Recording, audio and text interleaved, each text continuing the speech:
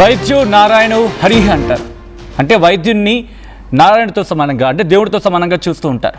కానీ హైదరాబాద్ హైటెక్ సిటీలో దారుణానికి సంబంధించి వింటే ఈ వార్త, వైద్యులకి చేతులెత్తి దండం పెట్టాల్సిన పరిస్థితుల్లో వైద్యుల్ని కాలర్ పట్టుకుని ప్రశ్నిస్తున్న సందర్భం. అవును, అందరినీ ఆపాదించడం కాదు, కానీ బట్ కొంతమందికి సంబంధించి ఇది యశోద హాస్పిటల్లో ఇంకొక దారుణ వెలుగులోకి వచ్చింది. యశోద హాస్పిటల్లో డాక్టర్ల నిర్లక్ష్యం ప్రస్తుతం ఆ కుటుంబం ప్రశ్నిస్తోంది.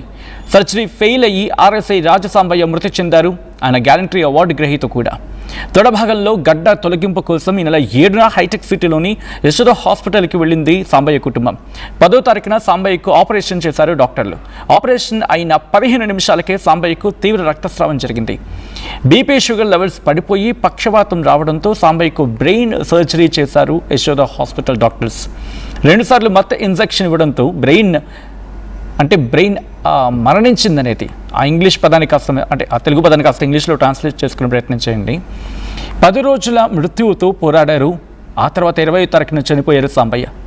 కాలి గడ్డ, అంటే తొడభాగంలో ఉన్న గడ్డ తొలగింపుకు వెళితే ప్రాణాలు తీశారని చెప్పి ఆ ఫ్యామిలీ ఆరోపించడం జరుగుతోంది. డాక్టర్లపై కఠిన చర్యలు తీసుకోవాలని కుటుంబ సభ్యులు డిమాండ్ చేయడం జరుగుతోంది. సిద్దిపేట కమిషనరేట్లో ఆర్ఎస్ఐగా పనిచేస్తున్నారు సాంబయ్య. ఈ నేపథ్యంలోనే ఆ కుటుంబం ఇప్పుడు బోరును వెలిపిస్తోంది, ఆందోళన వ్యక్తం చేస్తోంది. ఇది ఎఫ్ఐఆర్ నమోదు చేయండి అంటూ పోలీసులను ఆశ్రయిస్తోంది. ఇటు డాక్టర్ల నిర్లక్ష్యం పట్ల ఆ కుటుంబం ఆందోళన వ్యక్తం చేయడం జరుగుతోంది. ఇదే నేపథ్యంలో వాళ్ళు కంప్లైంట్ కూడా ఇచ్చారు. ఆ కంప్లైంట్ కాపీలో మెన్షన్ చేసిన కొన్ని కీలకమైన అంశాల గురించి నేను చెప్పే ప్రయత్నం చేస్తాను. ఏమంటున్నారు వాళ్ళు? At the time of admission we disclosed his full medical history including hypertension, diabetes and prior neurological concerns. Despite this the treating doctors అంటూ doctor Mallikarjun, doctor Charan, doctor Jagan failed to conduct even the most basic standard diagnostic procedures required before surgery. No biopsy was conducted to determine the nature of the lump and no MRI or CT scan of the brain was performed despite his known neurological background. Only basic blood tests were done. In complete disregard of established medical protocol, the doctors proceeded directly towards surgical intervention. This clearly indicates that the decision was taken for convenience rather than patient safety. అంటే వాళ్ళ convenience కోసం చూసుకున్నారు తప్ప patient safety కోసం చూసుకోలేదు అనేది. ఒకసారి ఈ పేరాకి సంబంధించి ఎక్స్ప్లెయిన్ చేసే ప్రయత్నం చేస్తాను. ఆ తర్వాత మిగిలిన పేరాలకు వెళ్ళే ప్రయత్నం చేద్దాం. కుటుంబం ఏమంటుందంటే ఆయనకు బీపీ అంటే హైపర్ టెన్షన్ ఉంది, డయాబెటీస్ ఉంది, దాంతోపాటు neurological concerns at the time of admission we disclosed full medical history. ఆయన మెడికల్ హిస్టరీకి అంటే ఆ బీపీకి సంబంధించి డయాబెటీస్, న్యూరలాజికల్ కన్సర్న్స్ ఇవన్నీ కూడా వాళ్ళకి చెప్పుకొచ్చాం. ఇన్ని చెప్పినప్పటికీ doctor Mallikarjun, doctor Charan, doctor Jagan అని చెప్పి ఆ డాక్టర్స్ పేరు మెన్షన్ చేస్తూ వాళ్ళు ఫెయిల్ అయిపోయారు. ఏమని? మోస్ట్ బేసిక్ స్టాండర్డ్ డయాగ్నోస్టిక్ ప్రొసీజర్స్ని సర్జరీకి వెళ్ళే కన్నా ముందు చేయాల్సిన మోస్ట్ బేసిక్ స్టాండర్డ్ డయాగ్నోస్టిక్ ప్రొసీజర్స్ని వాళ్ళు కండక్ట్ చేయలేదని చెప్పి. No biopsy was conducted to determine the nature of the lump. No MRI or CT scan of the brain was performed despite his no neurological background.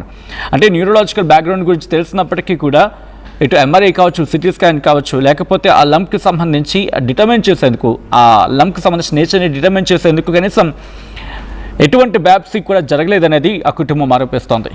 Only blood test were done. In complete disregard of established medical protocol, the doctors proceeded directly towards surgical intervention. This clearly indicates, అంటే ఇక్కడ ఏం చెప్తుంది, ఆ కుటుంబం కేవలం రక్త పరీక్షలు మాత్రమే చేశారు అండ్ మెడికల్ ప్రోటోకాల్ని వాళ్ళు సరిగ్గా ఫాలో కాలేదు అండ్ సర్జరీకి వెళ్ళిపోయారు, సర్జరీకి పూనుకున్నారు అనే ధోంచలో వాళ్ళు ఇక్కడ చెప్పుకొచ్చారు. అండ్ ఇది this clearly indicates that the decision was taken for convenience rather than patient safety. Patient safety కన్నా వాళ్ళ కన్వీనియన్స్కే వాళ్ళు చూసుకున్నారు తప్ప పేషెంట్ సేఫ్టీ కోసం వాళ్ళు పట్టించుకోలేదనేది ఆ కుటుంబం కంప్లైంట్ కాపీలో మెన్షన్ చేస్తుంది. అయితే 9వ తారీఖున అంటూ ఇక్కడ మెన్షన్ చేశారు.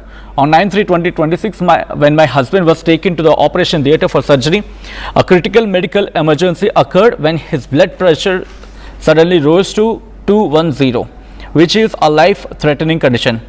The anesthesia doctor clearly warned that proceeding with surgery at such a level could result in brain stroke or severe complications, and accordingly the surgery was cancelled. Surgery was cancelled. We were informed that the procedure should be postponed for at least 3 days to allow stabilization of his condition. అంటే ఇప్పటికే 3 రోజులు దాన్ని postpone చేయడం జరిగింది పరిస్థితి అంతా చక్కబడిన తర్వాత. ఎందుకంటే అప్పటికే ఆయన బ్లడ్ ప్రెషర్ 210కి చేరుకుంది. దీంతో ఇప్పుడు కనుక అది లైఫ్ థ్రెటనింగ్ కండిషన్ అని చెప్పి డాక్టర్లు చెప్పుకొచ్చారు. అనస్థేషియా డాక్టర్ కూడా క్లియర్లీ వార్న్ చేశారు. ఇప్పుడు ఈ కండిషన్లో కనుక చేస్తే బ్రెయిన్ స్ట్రోక్ వచ్చే అవకాశం ఉంది. దాంతోపాటు సివియర్ కాంప్లికేషన్స్ అని రావచ్చు. ఒకవేళ అది కాకపోతే ఇది ఏదైనా జరిగే అవకాశం ఉంటుంది కాబట్టి సర్జరీని క్యాన్సిల్ చేయడం జరిగింది. ఇది పోస్ట్ పోన్ చేస్తాం ఒక 3 రోజులు అంటూ పరిస్థితి చక్కబడేంత వరకు స్టేబుల్ అయ్యేంత వరకు అంటూ కూడా. సో అలా చెబుతూ దాదాపుగా 3 పేజీల లేఖ దీంట్లో మెన్షన్ చేయడం జరిగింది ఆ కుటుంబం. సో చాలా అంశాలను ప్రస్తావించడం జరుగుతుంది. మెడికల్ టర్మినాలజీని కొన్ని, దాంతోపాటు వాళ్ళు ఎదుర్కొన్న ఇష్యూస్ ఏంటి ఇంకొన్ని, ఇలా డీటెయిల్ ఇన్ఫర్మేషన్ని ఆ కంప్లైంట్ కాపీలో వాళ్ళు మెన్షన్ చేయడం జరిగింది. సో ఇదే అంశానికి సంబంధించి ఆ కుటుంబంతో ఆర్టీవీ మాట్లాడింది. మా ప్రతినిధి నిర్మల వాళ్ళతో మాట్లాడారు. అసలు ఇంతకీ ఆ కుటుంబం ఏమంటోంది ఇప్పుడు చూద్దాం. ఆ తర్వాత ఇన్ డీటెయిల్గా మాట్లాడుకుందాం.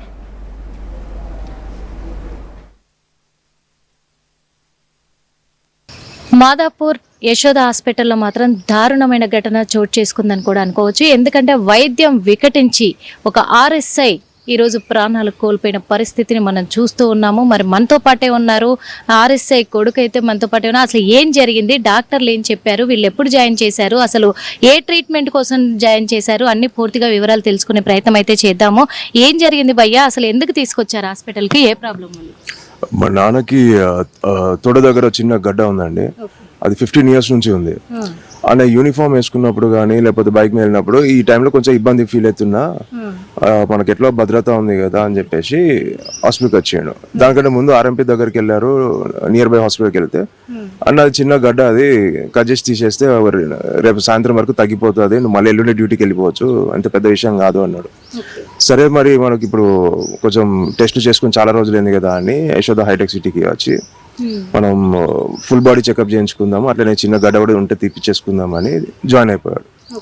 మేము జాయిన్ అయింది 7th రోజు జాయిన్ అయినాము. ఆ రోజు భద్రతా స్కీమ్ గురించి, భద్రత నుంచి పోలీస్ డిపార్ట్మెంట్ భద్రత ఉంది కానీ జాయిన్ అయిపోయినాం. మాకు ఒక డాక్టర్ అసైన్ అయిపోయాడు. ఆ డాక్టర్ కూడా వీళ్ళు ఏం చేశారంటే స్టార్టింగ్ ప్రీ ఎవాల్యుయేషన్ చెకింగ్స్ ఏం చేయలేదు. ఇప్పుడు ఆయనకి గడ్డ ఉంది, ఆ గడ్డ అసలు ఏం గడ్డ, దానికి బయాప్సీ చేయలేదు, ఏం చేయలేదు, డైరెక్ట్లీ వెంట్ ఫర్ సర్జరీ. ఆ గడ్డ అంటే ఎక్స్టర్నల్ టెస్ట్లు ఏం చేశారో నాకు తెలియదు. బట్ నార్మల్ గా ఒక లంప్ మనకు బాడీలోకి వెళ్ళి తీయాలి అంటే ఫస్ట్ బయాప్సీ చేస్తాం, నీడిల్ టెస్ట్ ఏదో చేసి పంపిస్తాం, ల్యాబ్ రిపోర్ట్ చూసి అది చేయాలా వద్దా, ఒకవేళ గడ్డ తీస్తే కాంప్లికేటెడ్ విషయాలు ఏమైనా ఉంటాయా అని ప్రీ ఎవాల్యుయేషన్స్ ఉంటాయి. వీళ్ళు ఏంది అవేం చేయలేదు, బయాప్సీ చేయకుండా డైరెక్ట్లీ వెంట్ ఫర్ సర్జరీ. ఆ సర్జరీ మోటో సింపుల్, వాడు వచ్చిన పేషెంట్ కి వాడు భద్రత నుంచి మిస్యూజ్ చేసుకోవడము, ఆరోగ్యశ్రీ నుంచి వచ్చిన మిస్యూజ్ చేసుకోవడము, తెల్ల కార్డు నుంచి వచ్చిన మిస్యూజ్, ఇన్సూరెన్స్ కంపెనీ ఉంది అంటే కథం, వాడు అల్టిమేట్ గోల్ వచ్చేసి సర్జరీ, ఇంకే వేరే ఆలోచించట్లేదు.